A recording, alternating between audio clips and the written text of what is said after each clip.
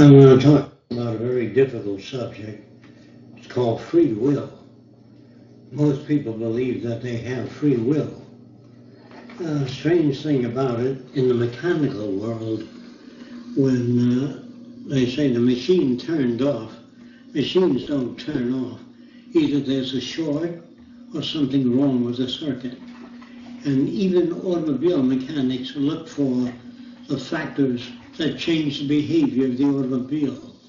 Either the tires are not equally inflated, they look for that. If your car veers to the right or left, sometimes the tire pressure isn't even in your car. Sometimes a lawnmower doesn't cut the grass, the blades aren't sharp enough, or the RPM is not great enough, the rotational speed. So they always look for events that are responsible for the behavior of all mechanical systems. In fact, if you made a blade of a fan and had no pitch, it would turn, but it wouldn't blow wind. So it's a pitch that blows the wind. And of course, the pitch moves the air and blows the wind.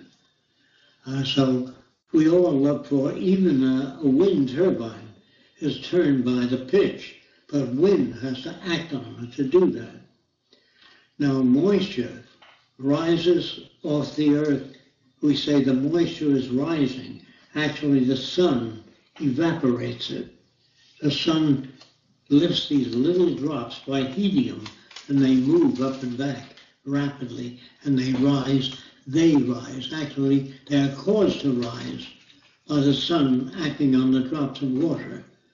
We equate everything in nature. We never see, well, some of us do. We say the tree fell over. The tree doesn't fall over unless it happens to have branches which grow and change the center of gravity of the tree. So it can no longer, the roots do not grasp enough surface to keep the tree upright. So the wind acting on the tree makes it fall to the ground. It isn't just the wind, it's gravity, an asymmetry of balance which causes that. But human beings feel that they themselves have free will. They make choices. And free will means that all choices are made without cause. And if something is caused by something else, it's not free will. In other words, hunger. When you get hungry, the organism has used a lot of energy, and so you have different feelings.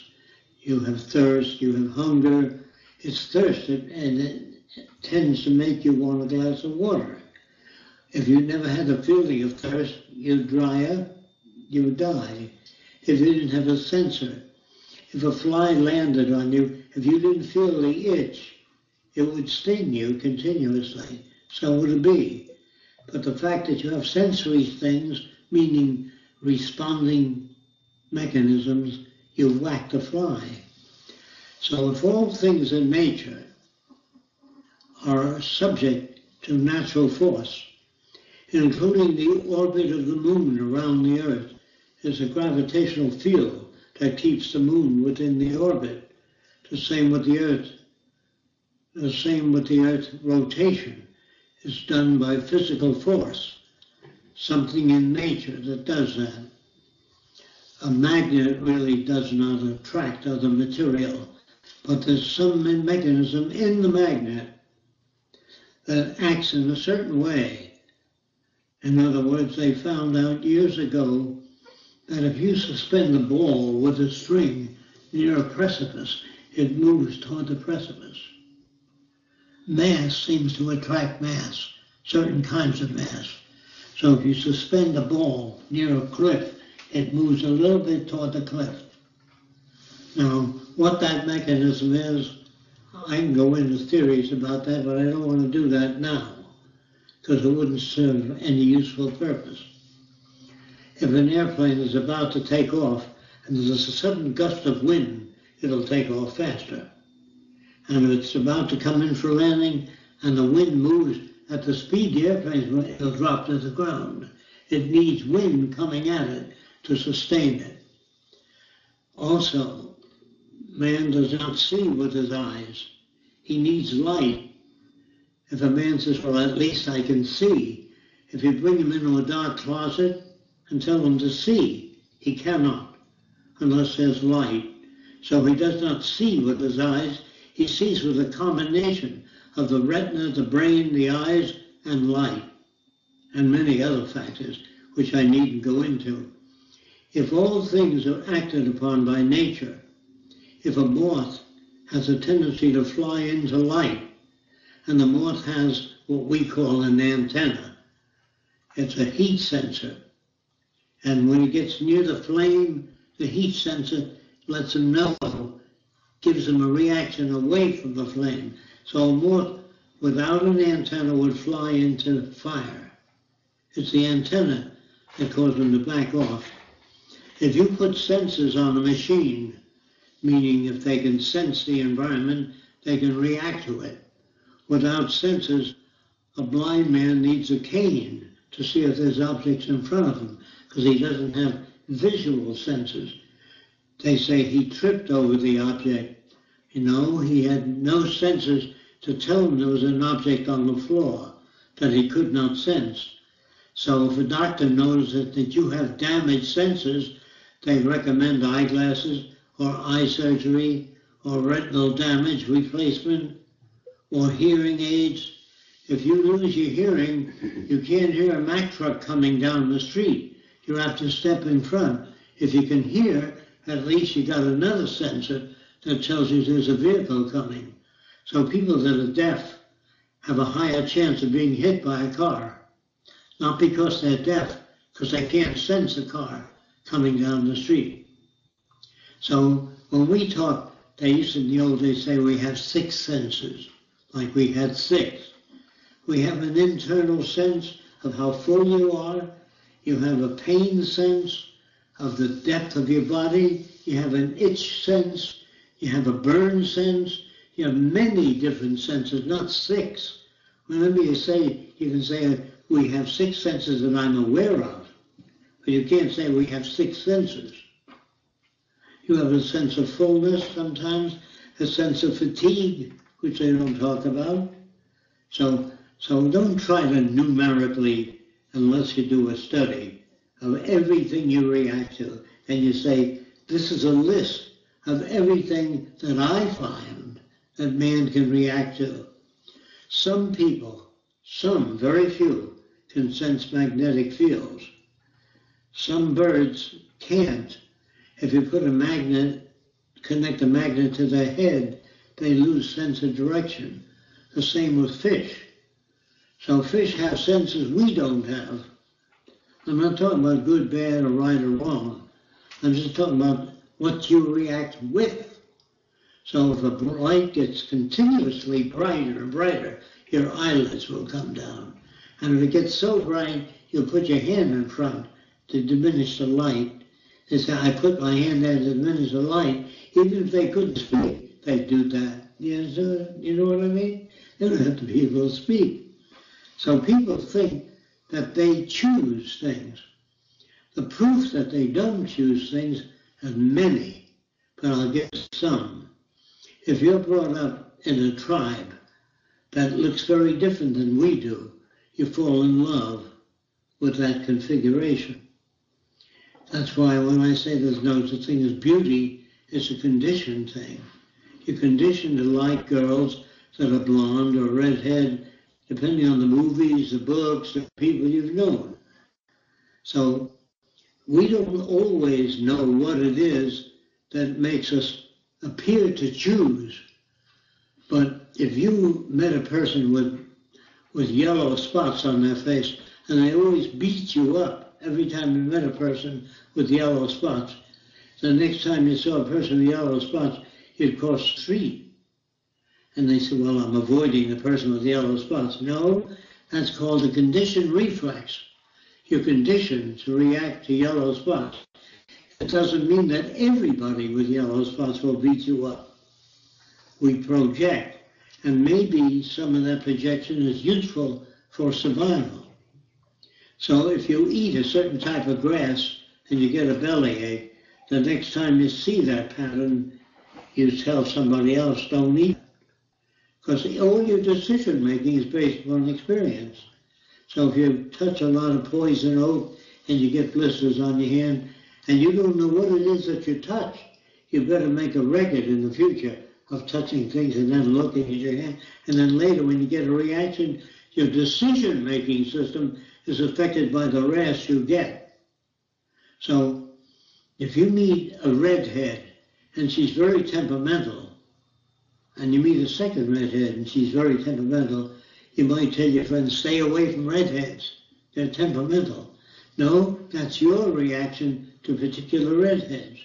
So if you meet a gay person and they reach for you, you put your hand there, what the hell's the matter with that person? They've been conditioned differently than you have.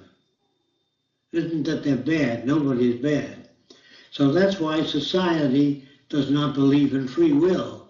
They say, don't steal. When the kid steals, you slap his hand if you catch him stealing.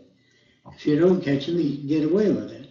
So you tell kids, you give them a sense of morality, a sense of behavior by spanking or pulling a dog.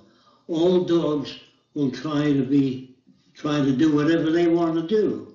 So you connect a leash to him. When he tries to do his own thing, you pull him away.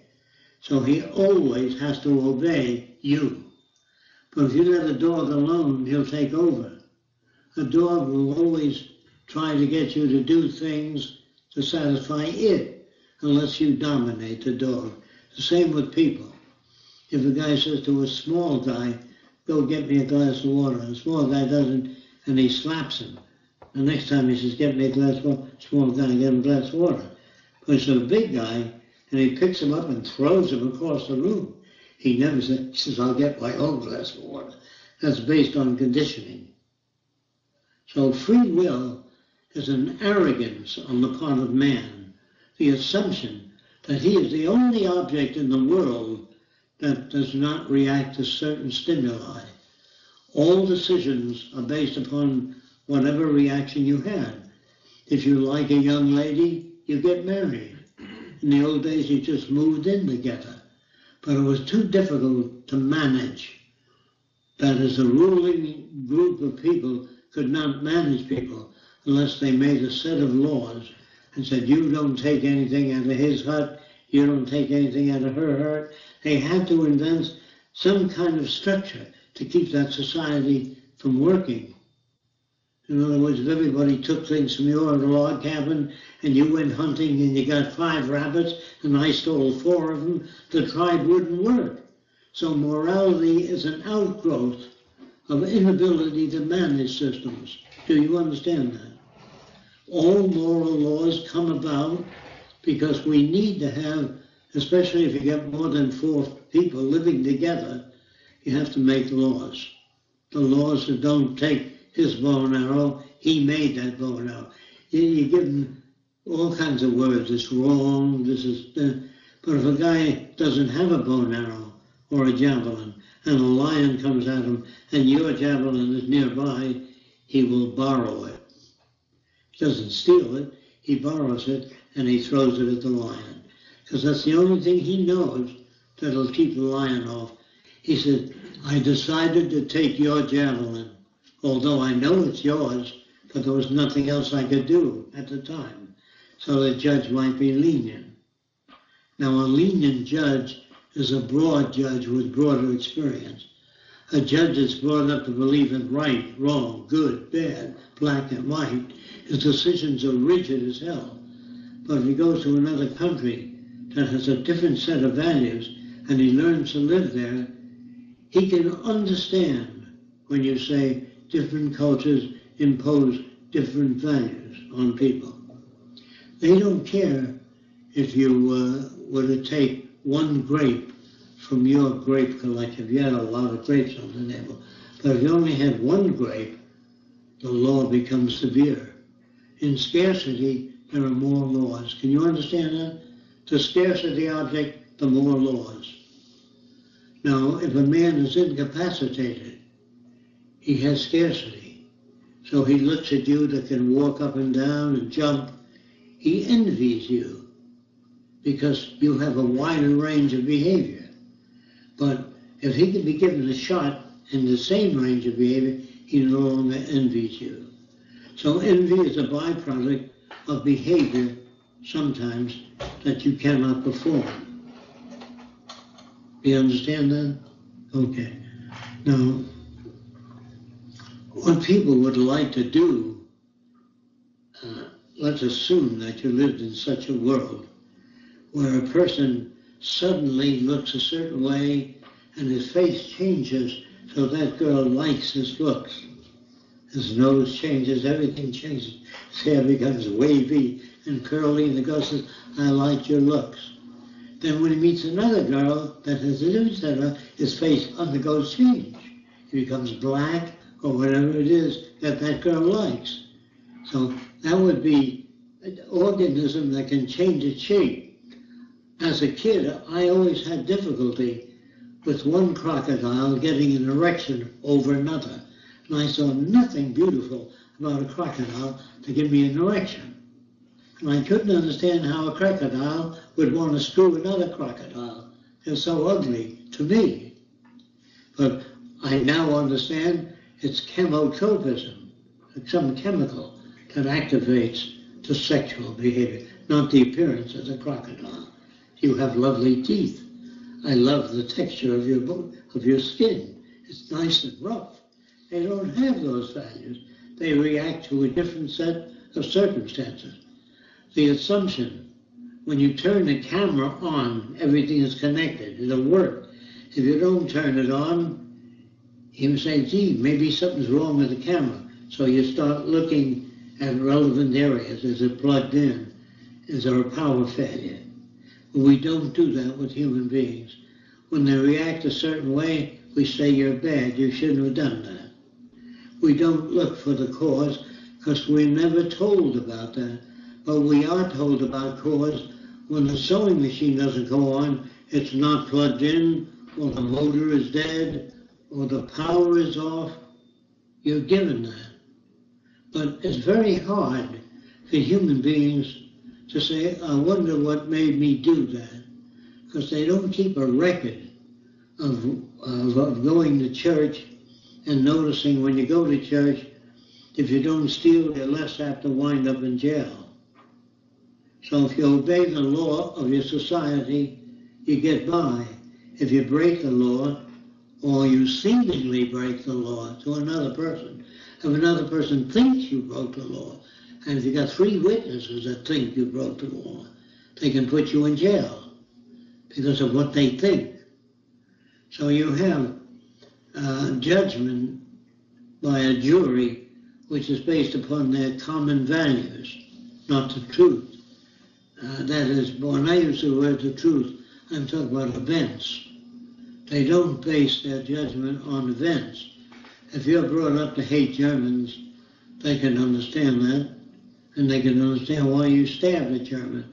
Because they told you in school the German will stab you if you don't stab him. And the Japanese soldier will kill you if you don't kill him. So they give you a set of values that makes your behavior conducive to the will of the government. Government means a control group. The control group does not know the origin of their controls. All they know is that it kept them in power. And if they altered those controls, they lost power. And they gave everybody free will. They said, you can do whatever you want to do. I'm taking your throne and your crown away from you. If you said that to the king, he would lose his power. So he says, honor the king. Never take anything from the king. If you do, they'll chop your head off. You go at it strongly. That really controls behavior. So the assumption of falling in love with an attractive girl, what you've been conditioned to call attractive, is what your behavior is. Person, but isn't there such a thing as true beauty? Well, you can look at a sunset as true beauty if you want to. Or you can look at a thunderstorm as fascinating. Or you can look at it as a threat. There are people that are threatened by thunderstorms. There are people that have phobias about lightning. and rain, which produce floods. But it all depends on where you're brought up and how you're brought up, what your decisions are. I'm saying your decisions, what decisions have been forced upon you.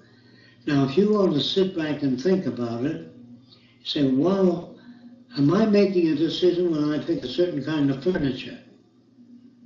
You say, well, why did you pick that furniture? Because I like it. That doesn't tell why you picked it. Because Aunt Minnie, I always respected Aunt Minnie and her husband, and they had that kind of furniture. And so I want the kind of furniture that commands respect. I want to drive a certain car, Mercedes, because the guy next door had a Mercedes, and it cost 3 times as much as my car. And everybody in the neighborhood respected him. But if he drove up in a beat-up Tin Lizzie that was dents all over the place, he commanded less respect. Now, you could bring up people to want a broken Tin Lizzie, because the more you suffer on earth, the closer you are to God. So a guy says, boy, I've had a terrible weekend, but I feel very close to God. So suffering, like the penitentes of Mexico, with each other as they carry the cross that Jesus carried, to feel some of the pain that they feel that Jesus went through to become great. So they want to share the pain with Jesus. And later on, the more pain, the greater the sharing.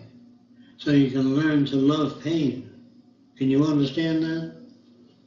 The major cause of suicide in the South Pacific was a prison or a toothache, because there was no end to a toothache when you couldn't have a man pull your tooth.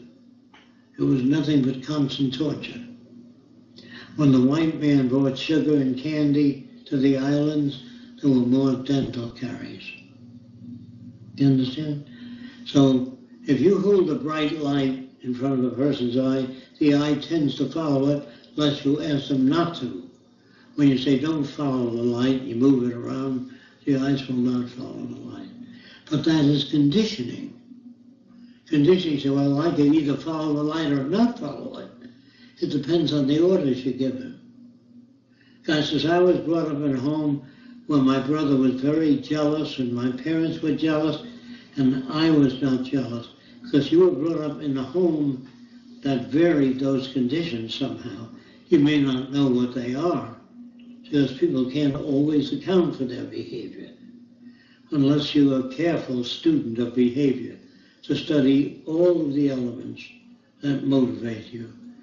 When you're a kid, you don't grow up saying, I wonder why my dad makes me feel inferior, because he knows a lot of things I don't know.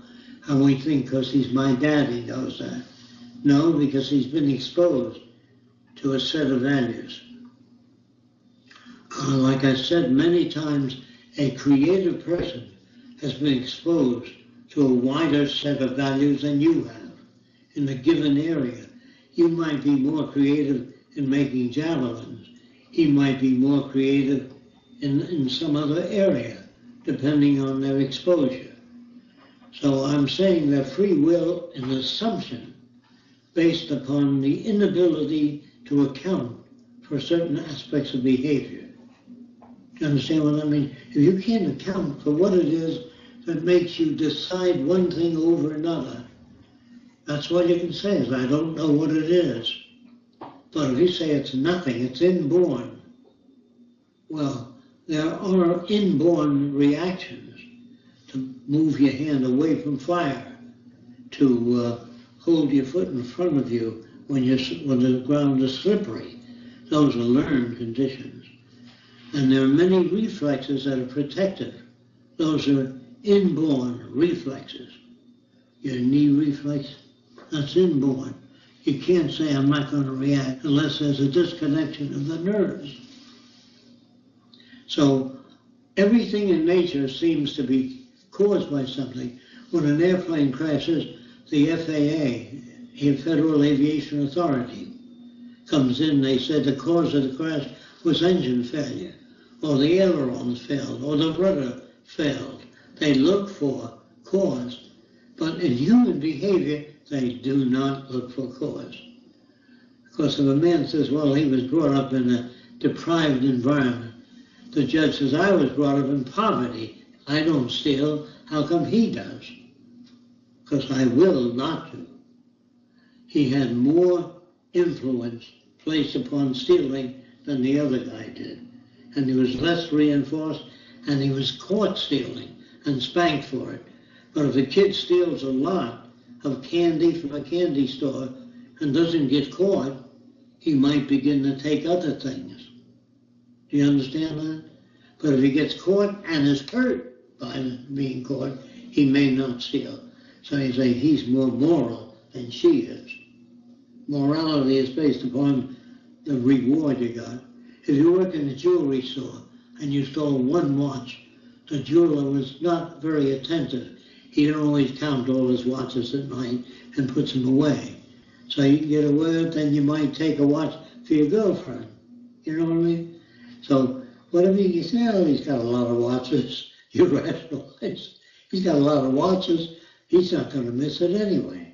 So if you work in a Coca-Cola factory with thousands of bottles and you drink one Coke, then look, it's not going to hurt the company. You can rationalize. Because psychiatrist says the thief rationalizes thievery. Now the psychiatrist, of course, says to the thief, it costs you $65 an hour to come to me. Well, the thief never agreed to that. But the psychiatrist says, that's the fee I charge. When a doctor says it's going to cost you $4,000 to put an artificial knee in you, he doesn't say, what can you afford? You know, he's a dictator. And you say, well, that's the way it is. And it makes you feel guilty if you say, well, I can't afford it. The doctor says, well, if you clean my place and you put things in place in my office for about 3 weeks, I'll do the surgery for you. You know, he doesn't say, pay me in kind, however you can. That's the old days of barter. When a guy couldn't afford to give you gold, you say, I want you to change my leaky roof. You know what I mean? So he says it's only right that you should do something for the doctor since you can't pay him. So your right and wrong becomes the thing you do. When another nation takes land away from another nation, they feel, well, they don't know how to use it anyway. The Indians were savages. The Africans would be eating each other if we didn't bring them here as slaves. They're cannibals. They ought to be thankful that we brought them here. You know, I've heard that in the South. Have you ever heard that one? They'd have been eating each other in Africa. They're cannibals, so we just took them, or we took the land because they're cannibals. They didn't know how to use the land. We're smarter than they are because we believe in God. And we should manage them because they don't know any better. That's the kind of rationale or free will that comes about in a society that believes that they are right or that they have free will. In other words, it's very hard to escape your culture. It's very difficult without a long-term discussion as to what gives you preference and behavior. If you say, I like the girl's nose, it's a little tiny nose, upturned, and this guy has a beak, a long beak, and we call him eagle beak. But if everybody had an eagle beak, you would be the funny one. Do you understand that? That's why the whole idea of you had an eye in the middle of your forehead and 2 eyes here, 1 eye in the back of your head, you wouldn't want to marry a girl that didn't have an eye in the middle of the forehead, unless you were brought up by a whole family with eyes in the middle of the forehead. So it's very hard to think your way out of your culture. Free will is not a question of rational discussion. It's a question of exchange of ideas up and back till the person says, I can see that, but I still respond to redheads. That means if you were brought up to like women, not men, you say, well, I can understand that a guy can be brought up to fuck sheep. I can understand that, but I was brought up to like redheads. You understand what I mean? As long as you know where you're coming from. If you give an American Indian a Bulliver watch, he doesn't say, gee, that's a Bulliver, or that's a Gruen. He hasn't been concerned with that propaganda. So his decision affecting that is very different. All decision making, if you think about it, seems to fit the culture you live in. If you don't understand it, go back and think in terms of an Indian village or a person brought up in China and their reactions, the way they bow to you, all learn. And if you don't understand that, facial expressions. In other words, if a person gives you a gift, you say, oh, you shouldn't have done that, then take it back and see what happens. Say, all right, I'll put it back in my pocket. They don't say, okay. They feel put out. They only have expressions that they use. Happy birthday. Oh, it was the wrong day. Unhappy birthday. What do they say? If you say, Wednesday is not my birthday, it's next Thursday. Oh. So, happy birthday. Next Wednesday. So, everything you say, your facial expressions, I'm engaged. Oh, how lovely. You say, what a terrible fucking thing. You can't say that. So think of what you say. I'm getting married next week. Oh, you're lucky you. I wish I met somebody I would want to marry. All of those things are forced. Well, they're not forced in the sense of arm twisting. They're forced in the sense of environmental exposure. When you salute the American flag, that's the way you were brought up. If you salute the swastika, that's the way you were brought up. But if you're brought up after you learn to salute the swastika and you're brought to America, you have difficulty saluting the American flag until you propagandize enough. And that's what newscasts are. News is managed news to keep you within a certain value system. A broad-minded radio station can't build a big following because there's too many variables in behavior that will not work too well. You can't control people if they can lose their self-respect or whatever it is that you give them. So if I were driving a car and I were detracted by some fire, another automobile, and I killed a person, I would not feel guilty because I was detracted. But there are people that carry that guilt all their lives. I hit a man crossing the street. I should have been more attentive. But if you weren't more attentive and you killed a guy driving a car because you were some car caught on fire and you were turned away and you killed 2 kids crossing the street, oh my God, you know, all your life you get nightmares because of your values, thinking it's your fault. I don't know if you understand that. You could have been detracted. And I can say this, that there was a sufficient detraction so that I didn't see the kids crossing the street. Therefore, nothing is your fault, no matter what happens. It's never your fault. If you're conditioned to hate Filipinos and you beat up a Filipino at that phase of your life, you're not a bad person. You're a person carrying out your conditioning. So I never do anything I'm sorry for. I didn't know any better. Do you think you know what I mean? If you make a bad drawing without art instructions, that would be normal. If you make a better drawing with art instructions, you know what it is that enabled you to be better. But if you hold guilt for something you once did, say you fucked a rabbit that belonged to your neighbor, and all your life you're ashamed of that, that means at that time you were a rabbit fucker. Later on you weren't. So there's no guilt. Do you understand that? But guilt keeps people in line. If you give people guilt feelings that work for your factory that produces flashlights, nobody's have to steal a flashlight that works for you.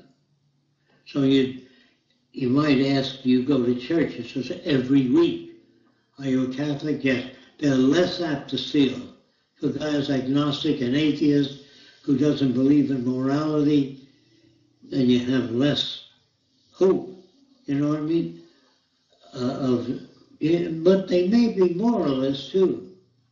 You can be an atheist and a moralist. Can you understand that? If you got enough moral training. But a person is without moral training, people will go in many different directions. Not if you provide for their needs. They won't go in many different directions. If they know they can go to the access center. But if there's a lake and you own it, and there's drinking water there, I will come at night and steal some water from my family and feel bad that I've done that thieving act. Because you taught me not to take your water. It belongs to you. And if you succeed in giving me a guilt complex, you need less policemen. Do you understand? By making a person feel guilty, you don't need as many policemen to watch over you. So all moral laws are control devices. They don't start out that way. The guy beats the shit out of you if you touch his property. And then the teachers teach morality. But if they don't teach morality in school, you will lose control of people. So if you go to my school, I will teach the children to respect God. God put me in charge of you. That's why I'm in charge. So I have to teach the kids to respect me. If I said, look, I'm just like any other human being. I make mistakes. I make poor judgments sometimes. They won't respect me. And if they lose respect for me, I can't control them. That's why equal justice under the law does not exist. If lawyers go to prison, they go to a special prison. Did you know that? Not an ordinary prison. They call it a country club. They're treated differently. So that's not equal justice under the law. And if you have a lot of money, you can hire a better lawyer. And you can get away with things. Okay, I hope, as far as morality goes, see if you can think of something where you make your own decisions. See if you can invent something. Do you believe that beauty is a question of geography, where you're raised? If you're raised in a black culture, the girls there are black. In the South Pacific Islands, they like girl with a fat belly. I mean, really fat. So they feed them lots of fatty food, and they got a big that turns the guy on. Is they right, wrong? No. Different customs. Now girls pluck their eyebrows and they put lipstick on. I don't like lipstick. Most people do. They say you should put makeup on. You're going out. I think no makeup makes a person look better. They look with the blue around the eyes and all that shit. That bothers me. But that's the way I was brought up. There's nothing wrong with putting makeup on. It's just a waste of time, that's all. Anyway, try it, see how it works. Try changing the concept of free will. But start out with, if you were brought up in another culture, like I always do, I say the same thing, how are you, mate? Is that an inborn thing in Australia, or is that learned? Ask them that. And if a guy speaks with a German accent, is that learned or is that inborn? Ask him that. And I'm sure you'll get the right answer. And if you say, oh my, how awful, 2 children were lost in a fire, as your reaction, if you hated children, you say, good riddance. You know what I mean? If you say 2 Nazis were killed in a plane crash to a Jew, he says, good, it should have happened sooner. You know, if you told 2 Nazis that, they say, how horrible. Just show them examples, and if they don't get that, get off. I think I told some of you, somebody in Spain spoke with a lisp, and all the people of that area of Spain speak with a lisp, because he was the guy in charge, spoke with a lisp. So everybody spoke that way. So you have, the story of the naked king, the same sort of thing. The king comes into the room naked, nobody noticed that, because he's the king. You'll have to try now and see how it works. If everything in nature is acted upon by resident forces, that means trees need water, rain, sunshine. Man cannot put himself out and say he's the only organism that is not connected to nature. Show the arrogance of that assumption.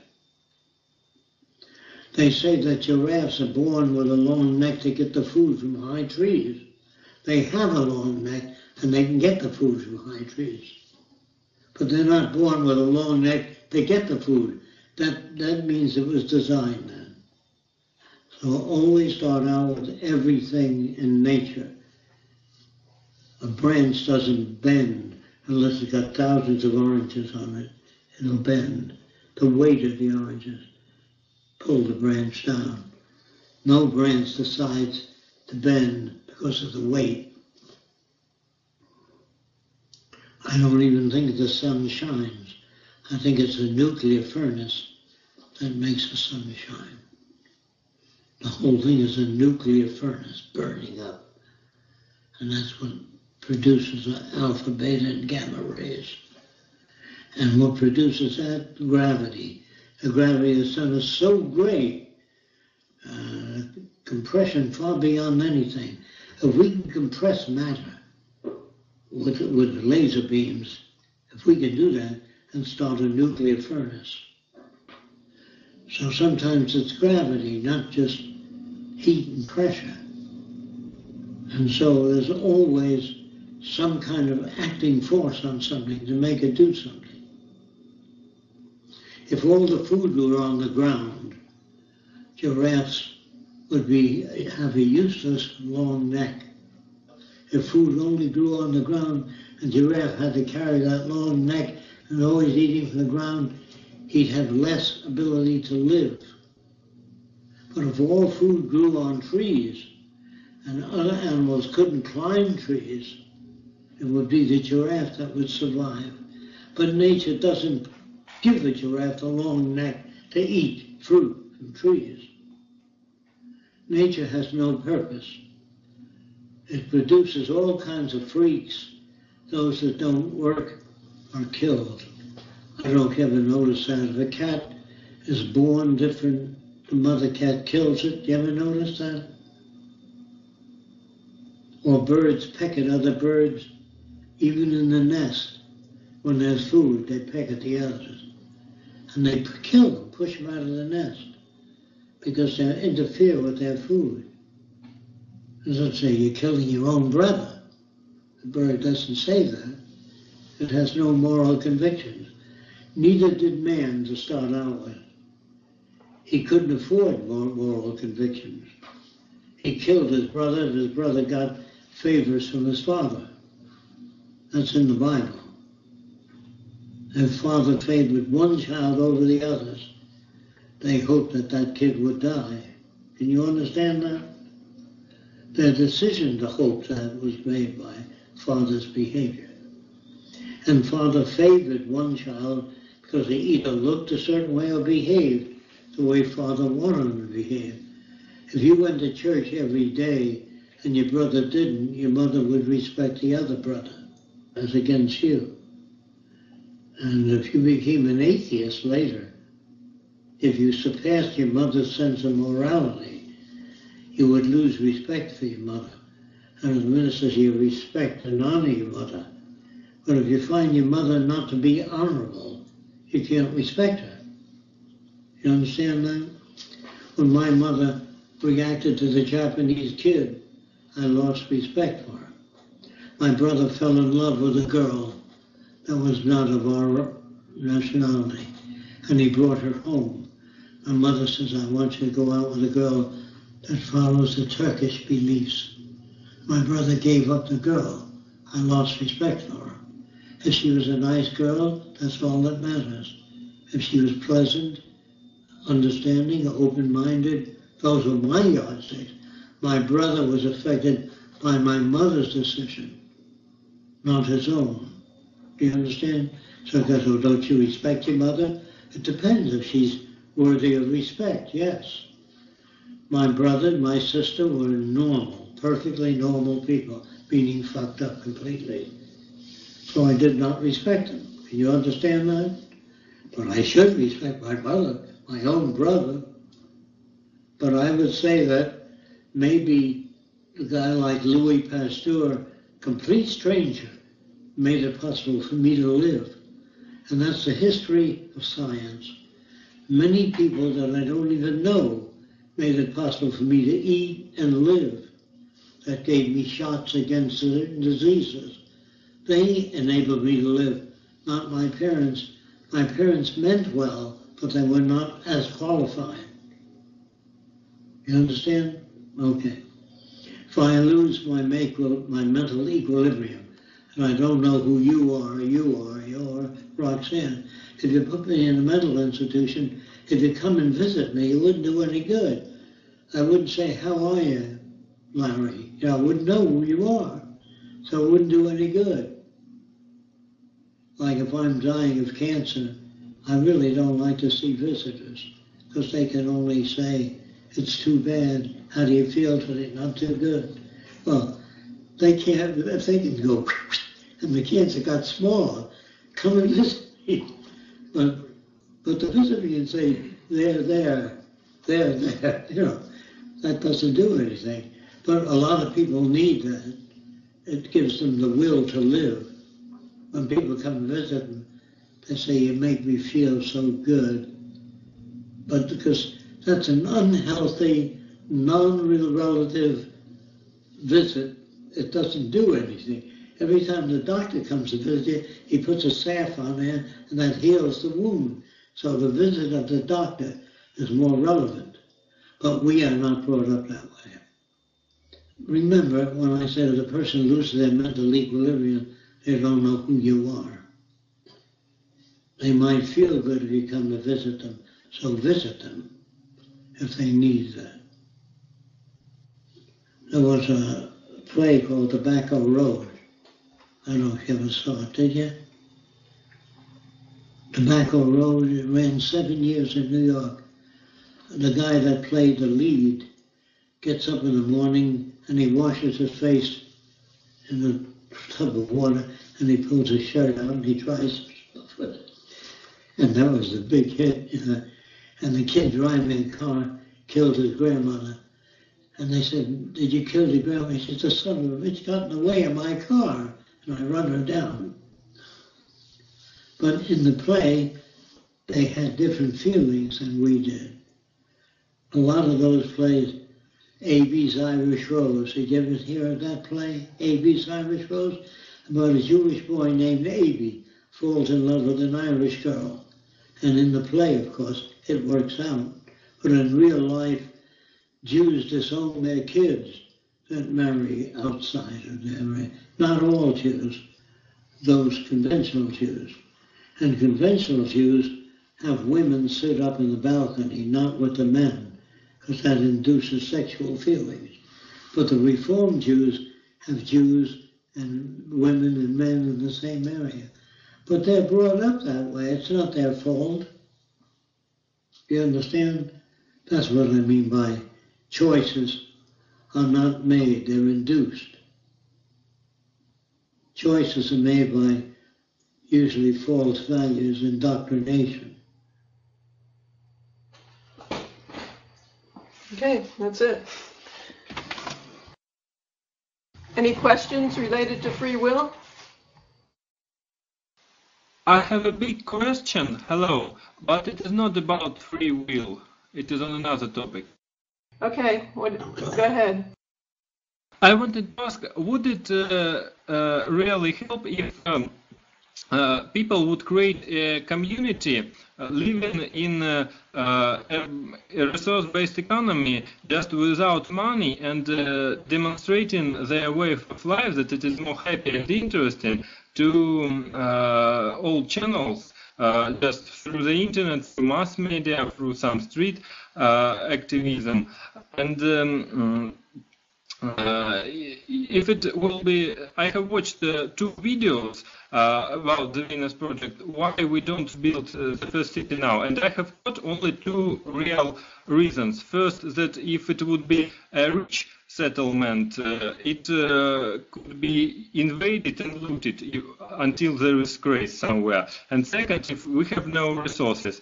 So if it would be small villages, just not rich that nobody wants to loot or to invade, and if people won't take any resources from the Venus project, they will just on their own money buy some piece of land and build such a settlement. What do you think about it?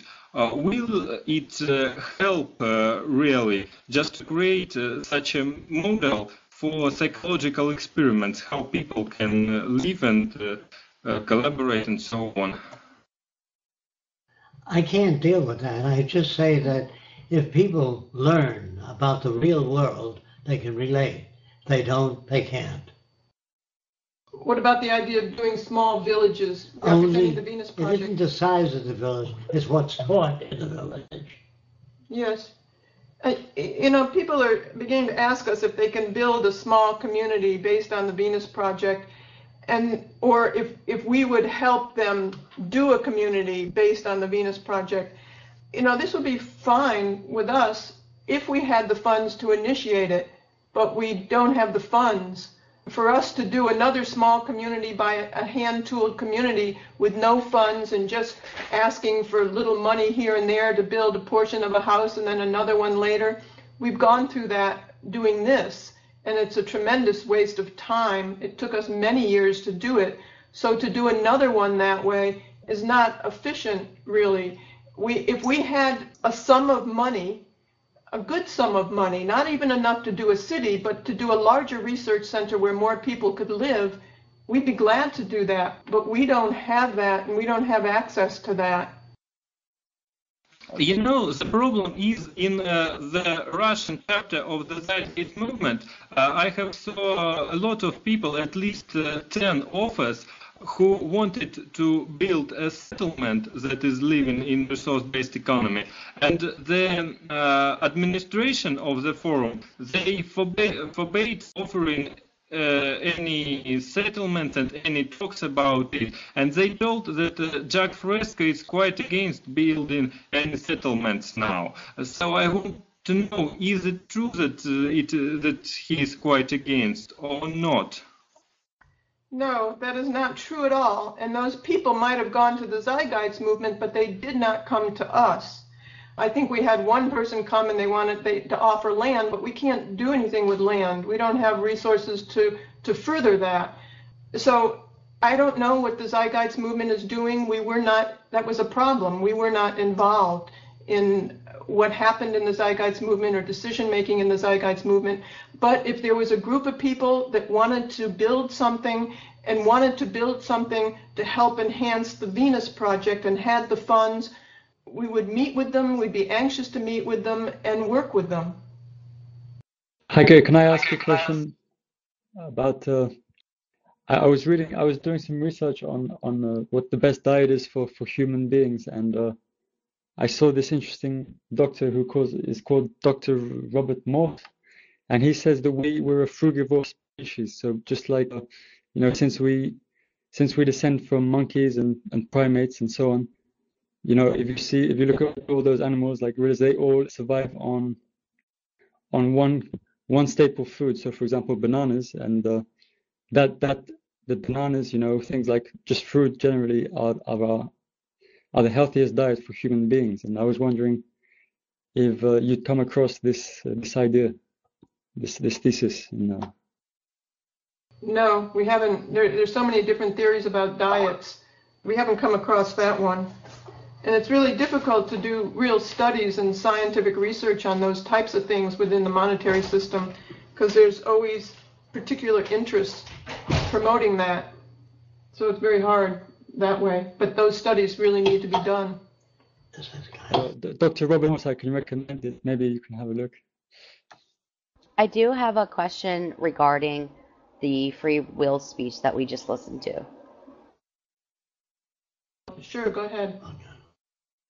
In the free will seminar that was going on, he spoke of everything is learned when it comes to free will. It's what our experiences have taught us to react certain ways. Now, in the off chance that a particular person has any kind of mental issues causing them to flip and go against what they've learned and go against what they've experienced, how would trying to reteach somebody free will affect those people? Something else happened that you're not aware of that made them change. Either they read another book, heard another point of view, and made them question the values that they were given by society or their society. Right. Now, by asking people what influenced you to change, sometimes they may not know, but there's always major influences that affect change.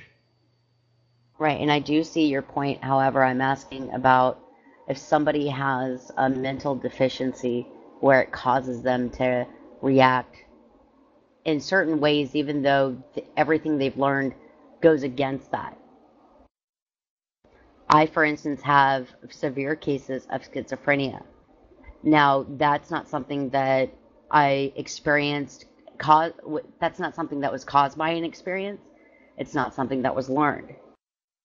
But how would somebody with, because you're talking about people who have, they're learning free will as they grow. Everything's an experience. But what happens when some of those experiences can't be pointed out? Somebody with a mental issue. You have to do research on the problem and find out what went wrong with their circuitry, what went wrong with the brain. Maybe there was poor circulation in the brain, maybe there was a tumor, but there's always some physical evidence that changes a person. They just don't change without some form of physical evidence. That's what research is for, to find out what you call the many interacting variables that affect behavior. Right, okay. Thank you. Sorry, I just want to say something on that, Nick. One of the things that Jacques was talking about, the main point with the free will concept, was that it's external forces that drive our behaviour, that it's the external influences, social, biomedical, psychological, environmental, it's all those influences that actually drive behaviour, and therefore we're not able to have a free will, in other words, free of our environment. When you're talking about someone with schizophrenia, that schizophrenic person is suffering from a biomedical influence that they have no control over, so you still haven't got free will in a person with schizophrenia. Thanks, Andrew. How does Jacques Fresco suggest we raise our children? By teaching them basic science, their relationship to one another, the limitations of communication, and what can be done to help them understand things. When you learn to use the scientific method of evaluation, which means to test things as best you know how, to arrive at the appropriate conclusion. That's what scientific research is, not to speculate without testing things. You check things out, see if they're so. When a man says he talked to God, you ask him what he talked about, what he learned. And you'll find out you get nothing but gibberish, which I've asked many people. I said, you ever ask God what makes cancer, heart disease? No, they never talked to God about that. So all you have to do is learn how to check things out. See what information is new. Jacques, how do you see the role of parents in the future? And do you see them as having as strong as influence as they do currently on their on their child's behaviour and their upbringing, or do you feel there'll be more of a community effort towards raising children? Not the role of community, the rule of knowledge, not the amount of people, the knowledge people have, real knowledge about the physical world. The more they learn about the real world, the better they are adjusted. How do you see the role of parents No. being the same as today? Parents have no role at all in the future management of education. They send their kids to school. If they want their kid to be a doctor, they send them to a university. They send them away from themselves because they themselves cannot teach children how to be a doctor or an engineer or the mathematics. So they send them to an environment to learn that. If you want to become an airline pilot, you have to learn how to fly. You have to learn how to fly larger airplanes with 2 engines or 4 engines. But you have to go to a special institute. The parents do not teach that. Oh, if parents can teach that, they can teach their children, yes. But most parents are not qualified. I know the example you use, I always thought was good about they don't let anybody touch a jet engine to repair a jet engine or even touch it for that matter. You have to go to school for years, but they let anybody raise kids that has more connections in their heads than any jet engine. Yes, that was well put, Roxanne. Well, that was one of your examples. So, okay, would it be a good idea to sell on DVD in MP3 format Jacque Fresco's Classical Lecture Series? Yeah, that would be a good idea. We'll try and get to that. And this person is saying Jacque is great at drawing. Would he make a video course or sell it as a DVD? We did.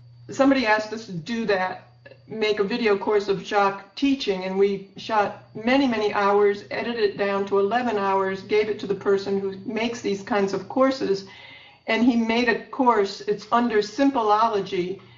It's a good course, but they sell it, but it's good. What does Jacque think about cybernetic systems engineer Jay Forrester around the 1970s? Well, as long as they don't cover the whole system, I can't evaluate it. They have to talk about how the new system operates in order for me to understand it, not a single aspect of the system. Would, and if so, okay, how would a resource-based economy resident practice and engage in physical sexual relations? That would have to do with the culture at the time. In other words, it depends on many different factors. But sexual relations and the emphasis on sex would be considerably decreased in a resource-based economy because people have sex when they're able to. They don't have to wait till they get married. All of the moral teachings would undergo change. This person's asking, I'd like to build a house similar to the one you're living in, working in. Am I allowed to do it? If yes, can I have some technical information on what materials, etc.? It would be a good way to spread awareness for others, if others did the same. We're really not in kind of like the house building business. When people want to build a dome, we just don't have time to do that. If we did, we wouldn't be able to do the social awareness of a new social system. We recommend, a lot of people build domes and make domes. We recommend usually the monolithic dome in Italy, Texas. You could look into that if you want to build a dome. But we just never got into that. It just takes too much time. As Jacque said, once each person is different in many ways, does a resource-based economy eliminate individual or group advance in acquisition of resources and turn all humanity into a single group? Eliminate individuals or group advance. We turn all humanity into a saner group, not an individual group, a saner group. And somebody's asking if we watched the documentary Education for a Sustainable Future. No, haven't seen it. We'll try and look for it, or send us, if it's on the internet, send us a link to it, would be great, at meadows@thevenusproject.com. Jacque, have you devised a resource distribution algorithm to, quote, intelligently distribute current resources? I can't deal with the current distribution system because the people's values in a resource-based economy would become modified and they would require different things than people order today. Today we have a monetary system, we have a different set of values. With the newer values, they will demand or access different things than people do today. Can we understand that there's over 100 hours worth of old lecture materials from Jacques? When will these be available? Yes, in fact, somebody just gave us about 150 hours from 1974 or earlier. It was before I was there. There are only two of us working here, myself and Joel, in the office doing these things. So right now we were concentrating on the documentary. And also I'd like to put a call out if anybody has an understanding of how to make a DVD and put different languages on it. We do need help with that right now, if there's anybody who can help in that way. So we will get to that.